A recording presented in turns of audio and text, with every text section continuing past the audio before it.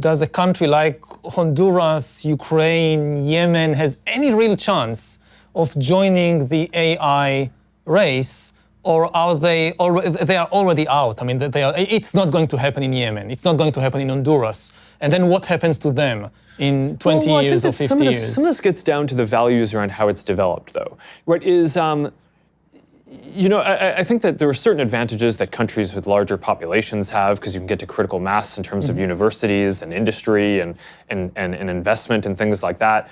But one of the values that we here, right, both at Facebook and I think generally in the academic system of trying to do research, hold is that you do open research, right? So a lot of the work that's getting invested into into these advances, in theory, if this works well, should be more open. So then you can have an entrepreneur in one of these countries that you're talking about, which maybe isn't a whole industry-wide thing, and certainly I think you'd bet against sitting here today that in the future all of the AI companies are going to be in a given small country.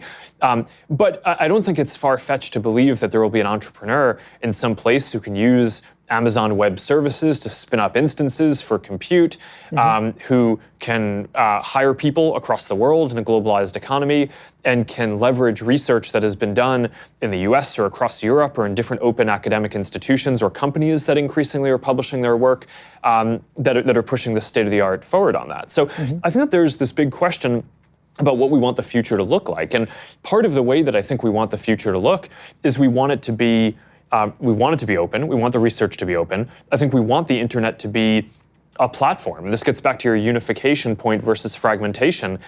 One of the big risks, I think, for the future is that the internet policy in each country ends up looking different and ends up being fragmented. And if that's the case, then I think the entrepreneur in the countries that you're talking about in Honduras probably doesn't have as big of a chance if they can't leverage all the advances that are happening everywhere. But if the internet stays one thing and the research stays open, then I think that they have a much better shot.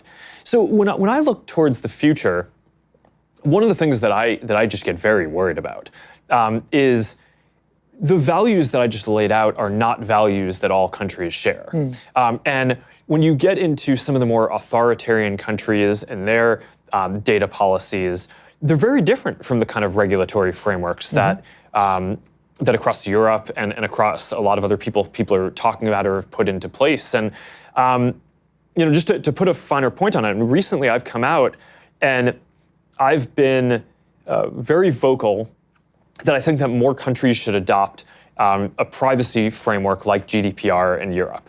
And a lot of people, I think, have been confused about this. They're like, well, why are you arguing for more privacy regulation? Why now, given that in the past you weren't as positive on it? And I think part of the reason why I am so focused on this now is I think at this point, people around the world recognize that these questions around data and AI and technology are important. So there's going to be a framework in every country. I mean, it's not like there's not going to be regulation or policy.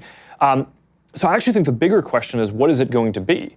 And the most likely alternative to each country adopting something that encodes the freedoms and rights of something like GDPR, in my mind, the most likely alternative is the authoritarian model, which is currently being spread, which says, as every company needs to store everyone's data locally in data centers, and if I'm a government, I should be able to go send my military there and be able to access whatever data I want, and be able to take that for surveillance or military or helping local military industrial companies.